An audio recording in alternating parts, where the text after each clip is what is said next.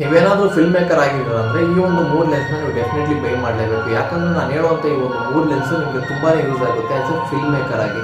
ಮೊದಲನೇದಾಗಿ wide angle lens. ಈ ಒಂದು ವೈಡ್ ಆ್ಯಂಗಲ್ ಲೆನ್ಸಲ್ಲಿ 16mm ಇಂದ ಹಿಡಿದು 24mm ಬೈ ಮಾಡಿ. ಈ ಒಂದು ಲೆನ್ಸಲ್ಲಿ ನಾವು ಯಾವ ಥರ ಶಾರ್ಟ್ಸ್ನೆಲ್ಲ ಕಂಪೋಸ್ ಮಾಡ್ಬೋದು ಅಂದರೆ ಒಂದು ಎಸ್ಟಾಬ್ಲಿಷ್ ಶಾರ್ಟ್ಸ್ ಆಗಿರ್ಬೋದು, ಒಂದು ಲ್ಯಾಂಡ್ಸ್ಕೇಪ್ ಶೂಟ್ ಮಾಡೋದಾಗಿರ್ಬೋದು, ಆ್ಯಂಡ್ ಆಲ್ಸೋ ಒಂದು ಮೋಸ್ಟ್ ಎಕ್ಸ್ಪೆನ್ಸಿವ್ ಶಾರ್ಟ್ಸ್ನ ನಾವು ಕ್ಯಾಪ್ಚರ್ ಮಾಡಬೇಕಂದ್ರೆ ಈ ಒಂದು ಲೆನ್ಸ್ ತುಂಬಾ ಯೂಸ್ ಆಗುತ್ತೆ. ಇನ್ನು ಎರಡನೇದಾಗಿ ಮಿಡ್ ಫೋಕಲ್ ಲೆನ್ಸ್.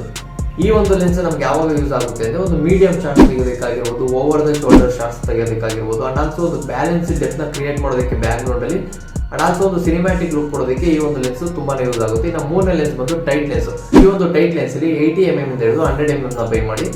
ಈ ಒಂದು ಲೆನ್ಸ್ ಯಾವಾಗ ಯೂಸ್ ಆಗುತ್ತೆ ಅಂದರೆ ತುಂಬಾ ಒಂದು ಕ್ಲೋಸ್ ಶಾರ್ಟ್ನ ಕಂಪೋಸ್ ಮಾಡ್ತಾ ಇದ್ದೀರಾ, ಒಂದು ಅಳೋ ಸೀನ್ ಆಗಿರ್ಬೋದು, ಒಂದು ಫೇಶಿಯಲ್ ಎಕ್ಸ್ಪ್ರೆಷನ್ ಇರುವಂಥ ಒಂದು ಸೀನ್ನ ನೀವು ಕಂಪೋಸ್ ಮಾಡ್ತಾ ಇದ್ದೀರಾ, ಇಲ್ಲ ಒಂದು ಎಕ್ಸಾಕ್ಟ್ ಒಂದು ಆಬ್ಜೆಕ್ಟ್ನ ಓನ್ಲಿ ಆ ಒಂದು ಆಬ್ಜೆಕ್ಟ್ನೇ ನಾವು ಶೂಟ್ ಮಾಡ್ತಾ ಇದ್ದೀವಿ ಅಂದಾಗ ಈ ಒಂದು ಲೆನ್ಸ್ ತುಂಬಾ ಯೂಸ್ ಆಗುತ್ತೆ. ಬ್ಯಾಕ್ ಡ್ರಾಪ್ ಡೆಪ್ತ್ ಏನಿದೆ ಅದೆಲ್ಲ ಒಂದು ಡಿಸ್ಟ್ರಾಕ್ಷನ್ ಎಲ್ಲ ರಿಮೂವ್ ಆಗಿ ಒಂದು ಒಳ್ಳೆ ಸಿನಿಮ್ಯಾಟಿಕ್ ಲುಕ್ ಕೊಡುತ್ತೆ, ಆ್ಯಂಡ್ ಆಲ್ಸೋ ಒಂದು ಡೆಪ್ನ ತುಂಬಾ ಚೆನ್ನಾಗಿ ಕ್ರಿಯೇಟ್ ಮಾಡುತ್ತೆ ಈ ಒಂದು ಲೆನ್ಸ್. ಈ ವಿಡಿಯೋ ಏನಾದ್ರು ನಿಮ್ಗೆ ಇನ್ಫಾರ್ಮೇಟಿವ್ ಆಗಿದ್ರೆ ಲೈಕ್ ಮಾಡಿ, ಹಾಗೆ ನಿಮ್ಮ ಒಬ್ಬ ಫಿಲ್ಮ್ ಮೇಕರ್ ಫ್ರೆಂಡ್ ಜೊತೆ ಈ ಒಂದು ವಿಡಿಯೋನ ಶೇರ್ ಮಾಡ್ಕೊಳ್ಳಿ. ಥ್ಯಾಂಕ್ ಯು, ಬಾಯ್, ಮತ್ತೆ ಸಿಗೋಣ.